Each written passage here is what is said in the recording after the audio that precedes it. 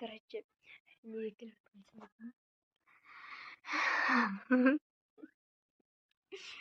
нәрсеге түсінбей жатырмын.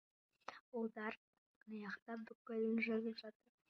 Сендер алтыншы мектепте оқысаңдар, онда сендерге зор. Себебі сендер 5-ші сыныпта Гүлнар деген апайға барасыңдар. Гүлнар айтып қойын. Гүлнар апайға барасыңдар. Сол кезде бармайды, 5-ші сынып. Онлайн кезде дым жазып алады, түсінік айтып қояды, тек қараңдар шеш. Ұлдар деген прям деген жазып жатыр ғой мына. Мына мен дым жазып жатқан. Вот, фотосын қоямын. Көрдіңдер ма? Осындай ғой, короче. Біз тынышымызға отыр. Уже қоңырау болды.